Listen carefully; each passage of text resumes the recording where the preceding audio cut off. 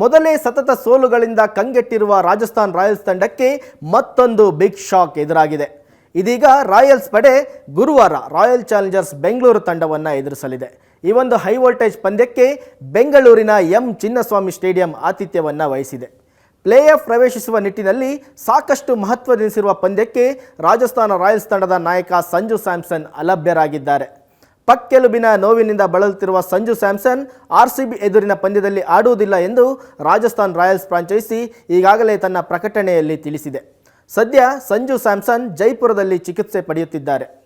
ಚೊಚ್ಚಲ ಆವೃತ್ತಿಯ champion Rajasthan Royals ಇದುವರೆಗೂ ಒಟ್ಟು 8 ಪಂದ್ಯಗಳನ್ನು ಆಡಿದ್ದು 2 ಗೆಲುವು ಹಾಗೂ 6 ಸೋಲು ಸಹಿತ 4 ಅಂಕಗಳೊಂದಿಗೆ ಅಂಕಪಟ್ಟಿಯಲ್ಲಿ 8ನೇ ಸ್ಥಾನದಲ್ಲಿದೆ.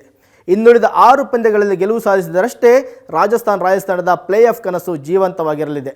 ಇದರ ನಡುವೆ ಸಂಜು ಸ್ಯಾಮ್ಸನ್ ಅವರ ಅನುಪಸ್ಥಿತಿ ರಾಯಲ್ಸ್ ಪಡೆಯನ್ನು ಕಾಡುವಂಥ ಸಾಧ್ಯತೆ ಇದೆ. IPL ಹಾಗೂ ಕ್ರೀಡಾ ಜಗತ್ತಿನ ಪ್ರತಿಕ್ಷಣದ ಸುದ್ದಿಗಳಿಗಾಗಿ ನಿರಂತರವಾಗಿ ಭೇಟಿ ಕೊಡಿ asianetsuvarnanews.com.